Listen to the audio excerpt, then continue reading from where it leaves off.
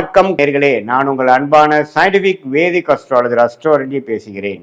நல்லது நினைப்போம், நல்லதே நடக்கும். இந்த வீடியோ நம்ம என்ன பார்க்க போறோம்னா, சிம்மராசிக்காரர்களுக்கு ஜூலை 2026 எத்தகைய ஒரு பலாபலன்கள் நிறைந்த ஒரு மாதமாக இருக்க போகுதுங்கிறது சயின்டிபிக் வேதிக் அஸ்ட்ராலஜி முறையில எந்த விஷயத்தையும் மிகைப்படுத்தாமல், பரிகாரங்கள் அது மாதிரி மூட நம்பிக்கைகள் எல்லாம் போகாமல், ஒரு கிரகம் ராசிக்கு இந்த இடத்துல இருக்கும் பொழுது எது மாதிரி கர்ம பலன் நமக்கு செயல்படுகிறது, கர்மா எப்படி நம்மளுடைய வாழ்க்கையில் சாதகமான சம்பவங்களாகவும் சாதகமற்ற சம்பவங்களாகவும் உருவெடுக்கிறதுக்கு இந்த ஒளி தத்துவம் எப்படி துணை புரிகிறதுங்கிறத சயின்டிபிக் வேதிக் அஸ்ட்ராலஜி முறையில் துல்லியமான முறையில் நம்ம பார்க்க போகிறோம். இப்போ ஒரு சிம்மராசிக்காரர்களுக்கு ஜூலை 2026 எப்படி வரும்பொழுதுன்னு பார்க்கும்பொழுது, அஷ்டம சனியால் பாதிக்கப்பட்டு இருக்கக்கூடிய சிம்மராசிக்காரர்களுக்கு குரு 11ஆம் இடத்திலிருந்து சில நன்மைகளை கொடுத்து கொண்டிருந்தார். 7ஆம் இடத்தில் இருக்கக்கூடிய ராகுவை பார்த்து கொண்டிருந்தார். ராசிக்குள்ள இருக்கக்கூடிய கேது இருக்கிறார். ஸோ ஆனால் இப்போ குரு 11 இருந்து 12க்கு வந்தனால ராகுவின் ராகுவை பார்ப்பதும் நின்று போயிடுச்சு. இதனால் என்ன ஆகுதுன்னா, நம்மளுடைய வியாபாரம் தொழில் அப்படி இருக்கக்கூடிய சிம்மராசிக்காரர்கள், நம்மளுடைய பங்குதாரர்கள், அவருடைய எம்ப்ளாயீஸ், கொலீக்ஸ், அன்றாட வாழ்க்கையில மீட் பண்ணக்கூடியவர்கள் எல்லாமே கொஞ்சம் கேர்ஃபுல்லா பார்க்கணும். தவறான அமைப்புகள், தேவையில்லாத ஒருத்தரை நம்ம சந்திக்க வேண்டியதா இருக்கும். அதனால பல பிரச்சனைகள் சந்திக்கிற மாதிரி இருக்கும். அதனால கேர்ஃபுல்லா இருக்கக்கூடிய அமைப்புக்கு கட்டாயம் தேவைப்படுகிறது. பட் இருந்தாலும் உடல் உபாதைகள் பிரச்சனைகளால் பாதிக்கப்பட்ட சிம்மராசிக்காரர்களுக்கு கொஞ்சம் நிவர்த்தி வரும். ஏன்னா குருவின் பார்வை சனியை பார்க்கறதுனால வரும். உறவுகள், தொடர்புகள், நண்பர்கள், பங்குதாரர்கள், கஸ்டமர்ஸ், கொலீக்ஸ், மேலதிகாரி, நம்ம கீழே ஒர்க் பண்றவங்க, இது மாதிரி விஷயத்துல நம்ம கவனத்தை செலுத்தக்கூடிய ஒரு அமைப்பாக சிம்மராசிக்காரர்கள் இருக்கு. ராசிக்குள்ள கேது இருக்கிறதுனால குழப்பத்தை கொடுக்கக்கூடிய அமைப்புகள் இருக்கு. ஜட்ஜ் பண்றதுல நமக்கு ஒரு தவறு நடக்கிறதுக்கு வாய்ப்பு இருக்கு.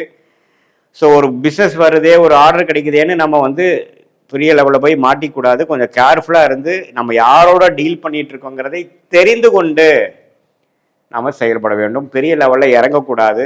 அஷ்டம சனி நடந்து இது மாதிரி ராகு கேதுகள் ராசிக்குள்ள இருக்கும் பொழுது பெரிய லெவலில் ஒரு வாழ்க்கைக்கு முக்கியமான சில முடிவுகள், கல்யாணம், தொழில், முதலீடு, பெரிய லெவலில் ஒரு முடிவு எடுக்கிறது, ஒரு வீடு கட்டுறது, அதெல்லாம் நம்ம யோசனை பண்ணி கவனமாக தான் செய்யணும். அது முடிஞ்ச வரைக்கும் அடுத்த வருஷத்துக்கு நீங்கள் தள்ளி போட வேண்டும். ஏன்னா ஜென்மசனி நடக்கும் பொழுது, ராகு கேதுகள் ராசிக்குள்ள இருக்கும் பொழுது நம்மளுடைய மனம் எடுக்கக்கூடிய முடிவுகள் சரியா வரக்கூடிய வாய்ப்புகள் மிகவும் கம்மி, மிகவும் குறைவு.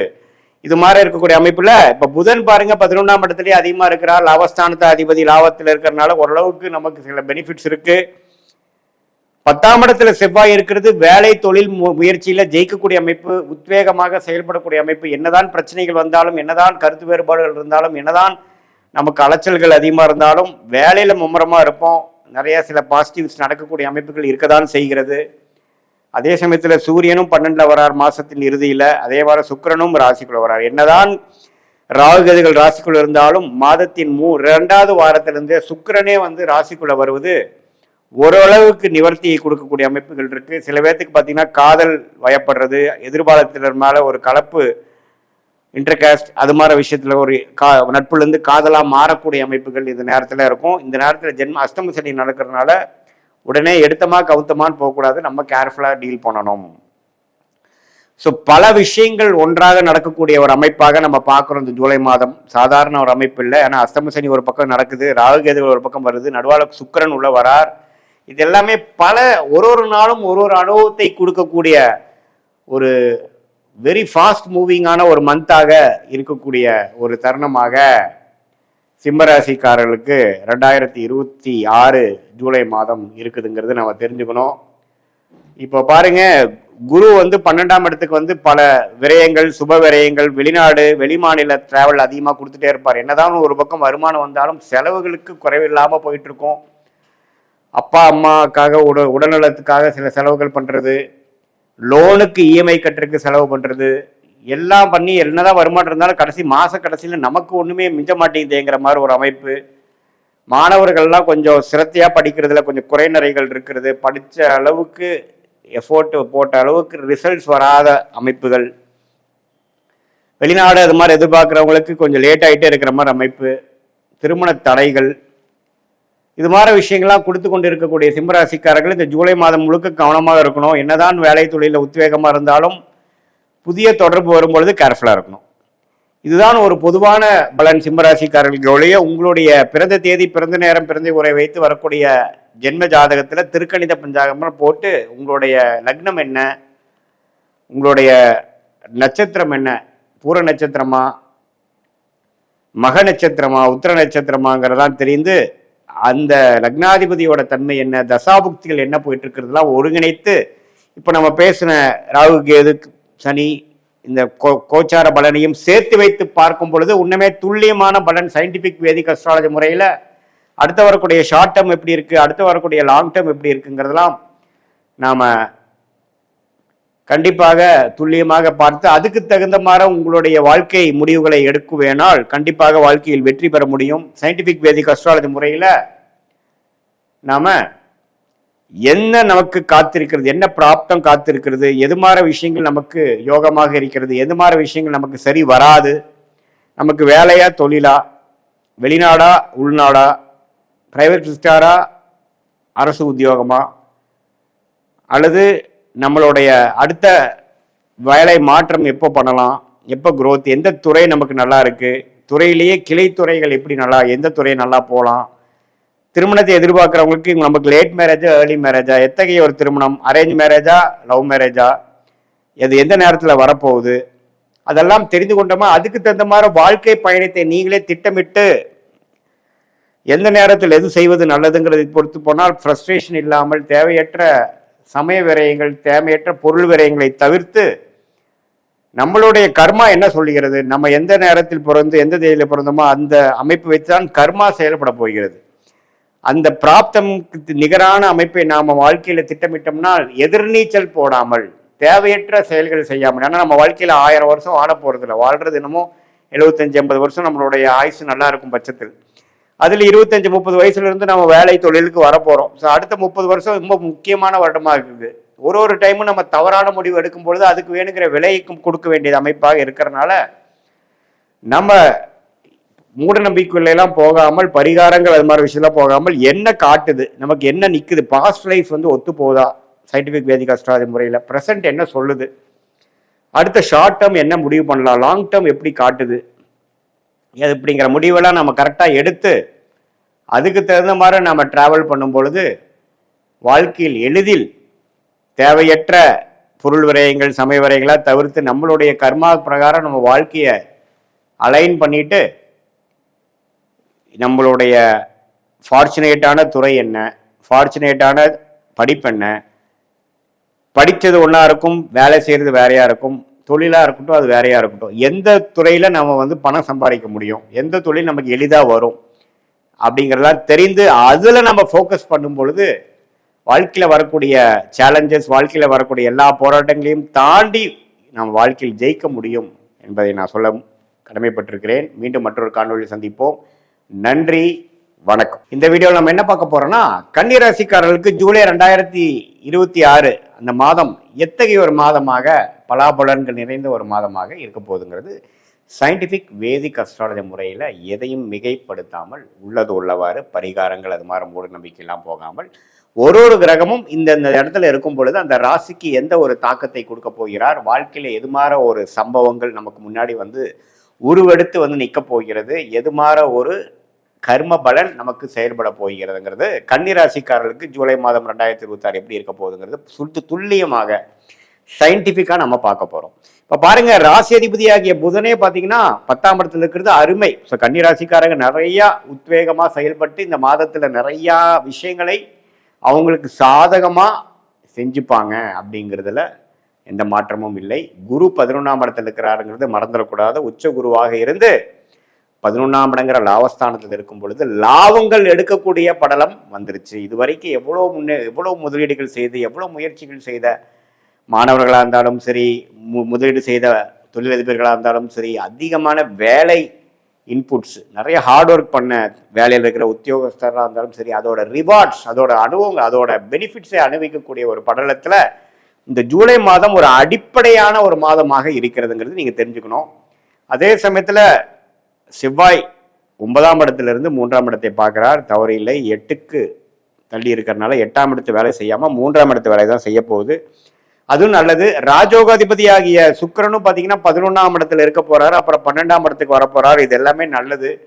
சனியே 7ஆம் இடத்துல இருந்து குரு பார்வை பெறுவது நல்லது. ராகு 6ல் இருக்கிறது, கேது 12 இருக்கிறது, எல்லாமே வந்து ஓரளவுக்கு அருமையான ஒரு அமைப்பாக இருக்கிறது. ஸோ கன்னிராசிக்காரர்கள் போன ஒரு வருடமாக கஷ்டப்பட்ட ஒரு அமைப்புக்கு இந்த ஜூலை மாதம், அடுத்து வரக்கூடிய 6 மாதம், அடுத்து வரக்கூடிய ஒரு வருடத்துக்கு வரக்கூடிய லாபங்களும் செய்த முயற்சிக்கு அறுவடை செய்யக்கூடிய ஒரு ஆண்டாக வரக்கூடிய ஒரு தருணத்துல ஒரு டியூரேஷன்ல இந்த ஜூலை வந்து ஒரு அடிப்படை ஃபவுண்டேஷனை அமைச்சு கொடுக்கக்கூடிய ஒரு ஸ்டார்டிங் பாயிண்டாக இருக்கக்கூடிய ஒரு மாதமாக ஜூலை மாதம் நம்ம கண்டிப்பாக எடுத்துக்கலாம். ராசி அதிபதி வந்து வக்ரமாக இருந்தாலும் 10ஆம் இடத்துல ஆட்சி பலத்தோட பெரும் 4 வாரத்தில் ஆல்மோஸ்ட் 3 வாரம் அப்படி இருக்கிறது நல்லது. அதுவும் பார்த்தீங்கன்னா முதல் வாரம் 11ஆம் இடத்துலேருந்து குருவோட சேர்ந்திருக்கிறது நம்ம நல்லது. ஸோ பல விஷயங்கள், பல முயற்சிகள் நீங்கள் செய்திருக்கலாம்.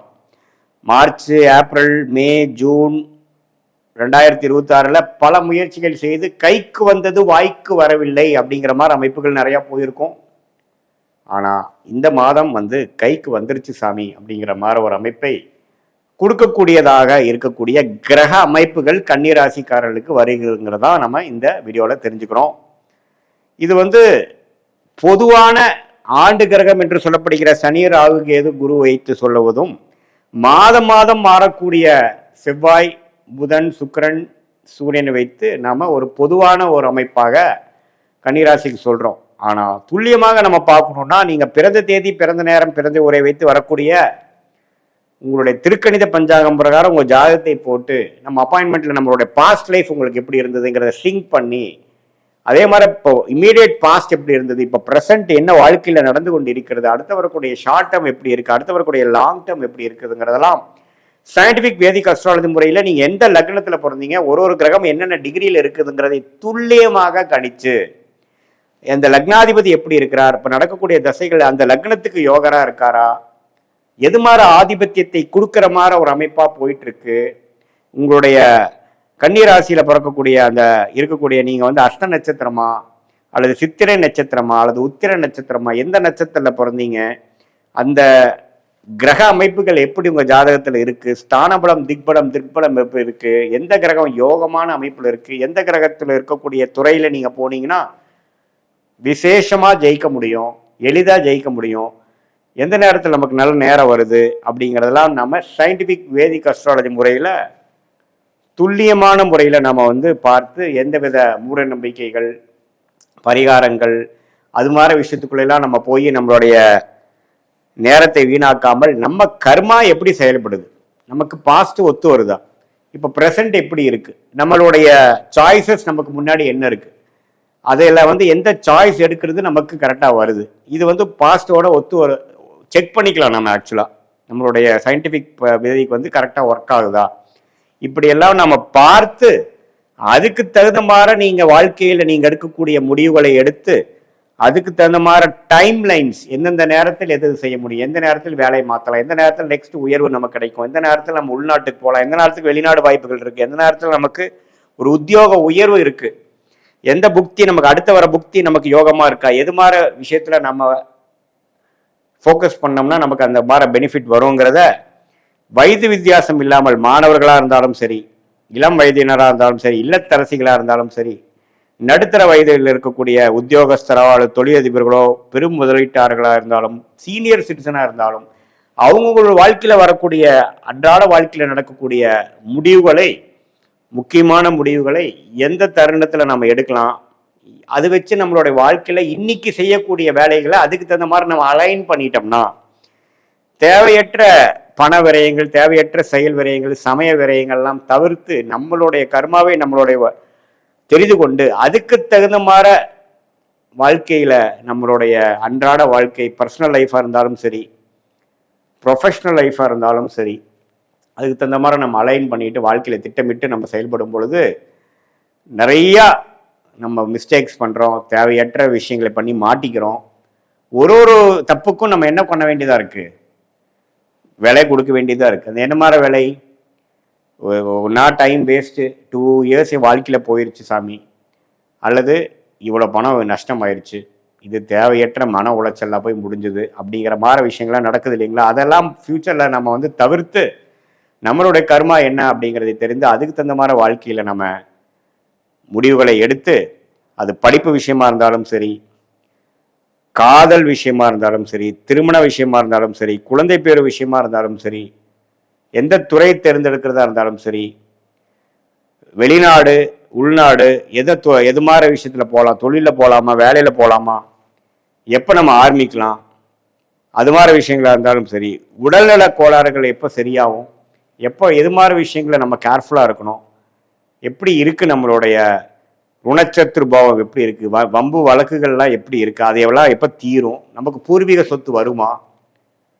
நம்மளுடைய பிராப்தங்கள் எப்படி இருக்குது, எந்த நேரத்தில் நம்ம வந்து டக்குன்னு நெக்ஸ்ட் லெவலுக்கு போவோம், எப்போ கடன்களை அடைப்போம் அப்படிங்கிற மாதிரி ஒரு வயதினருக்கும் தகுந்த வாழ்க்கையில் இருக்கக்கூடிய சேலஞ்சஸ், முடிவெடுக்க முடியாத தருணங்கள், எந்தெந்த மாதிரி நேரத்தில் எது பண்ணுறது நல்லது, நம்மளுடைய தசா புக்தி அந்தர சூக்ஷ்மத்தை எப்படி பார்க்குறோம். தசைங்கிறது வருட கணக்கில், புக்திங்கிறது 3 வருடம் 2 வருடம் அப்படிங்கிற மாதிரி, புக்தி அந்தரங்கிறது 4 மாதம் 6 மாதங்கிற மாதிரி, சூக்ஷமங்கிறது வாரக்கணக்கில். ஸோ இதெல்லாம் பிரித்து பார்த்து ஒரு விஷயமும் உங்கள் ஜாதகத்தில் எப்படி இருக்குது, பாஸ்ட் வந்து மேட்ச் ஆகுதா அப்படிங்கிறதெல்லாம் தெரிந்து கொண்டு அதுக்கு தகுந்த மாதிரி வாழ்க்கை முடிவுகளை நீங்கள் எடுக்குமே ஆனால் கண்டிப்பாக சயின்டிஃபிக் வேதிக் அஸ்ட்ராலஜி முறையில் தீர்க்கமான சில முடிவுகள் கிளாரிட்டி மூலமாக எடுத்து அதுக்கு தகுந்த மாதிரி பலன்களை எளிதில் வாழ்க்கையில் பெற்று வாழ்க்கையில் வெற்றி பெற முடியும் என்று சொல்ல விரும்புகிறேன். மீண்டும் மற்றொரு காணொளியில் சந்திப்போம். நன்றி, வணக்கம்.